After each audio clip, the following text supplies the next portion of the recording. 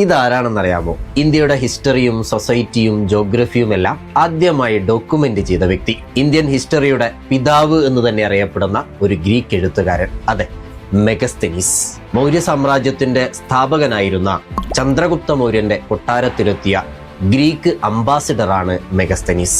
അങ്ങ് ഗ്രീസ് മുതൽ ഇന്ത്യ വരെ വ്യാപിച്ചു കിടന്ന അലക്സാണ്ടറിന്റെ മാസിഡോണിയൻ എംപയർ. അലക്സാണ്ടർ ചക്രവർത്തിക്ക് ശേഷം മാസിഡോണിയൻ എംപയർ സ്പ്ലിറ്റ് ചെയ്യപ്പെടുകയും അതിന്റെ ഈസ്റ്റേൺ പാർട്ട് അലക്സാണ്ടറിന്റെ ജനറൽ ആയിരുന്ന സെലൂഷ്യസ് നിക്കേറ്ററിന്റെ കയ്യിലേക്ക് എത്തുകയും ചെയ്യുന്നു. മൗര്യ രാജാവായിരുന്ന ചന്ദ്രഗുപ്ത മൗര്യൻ സെലൂഷ്യസ് നിക്കേറ്ററിനെ യുദ്ധത്തിൽ പരാജയപ്പെടുത്തിയതിനെ തുടർന്ന് ഇരു രാജ്യങ്ങളും തമ്മിലുള്ള ബന്ധം മെച്ചപ്പെടുത്തുന്നതിന്റെ ഭാഗമായി സെലൂഷ്യസ് നിക്കേറ്റർ തന്റെ അംബാസിഡറായ മെഗസ്തനീസിനെ ചന്ദ്രഗുപ്ത മൗര്യന്റെ കൊട്ടാരത്തിലേക്ക് അയക്കുന്നു. ആ മെഗസ്തനീസ് ആണ് പിന്നീട് ഇന്ത്യൻ ചരിത്രത്തിന്റെ ഏറ്റവും പ്രധാനപ്പെട്ട ഒരു റെക്കോർഡായി മാറിയ ഇൻഡിക്ക എന്ന് പറയുന്ന വളരെ ബൃഹത്തായ ഗ്രന്ഥം എഴുതിയിട്ടുള്ളത്. മൗര്യ സാമ്രാജ്യത്തെക്കുറിച്ചും അതിന്റെ ക്യാപിറ്റലായ പാടലീപുത്രയെക്കുറിച്ചും വിവരിക്കുന്ന ഇൻഡിക്ക അന്നത്തെ ഇന്ത്യയിലെ ജനങ്ങളെ ജോലിയുടെ അടിസ്ഥാനത്തിൽ 7 ക്ലാസുകളായി ഡിവൈഡ് ചെയ്തിട്ടുണ്ട്. അതോടൊപ്പം ഇന്ത്യയുടെ ആകൃതി ഒരു ക്വാഡ്രിലാറ്ററൽ ആണെന്നുകൂടി ഇൻഡിക്കയിൽ സൂചിപ്പിച്ചിട്ടുണ്ട്. അതുകൊണ്ട് തന്നെ ഇന്ത്യൻ ഹിസ്റ്ററിയിലെ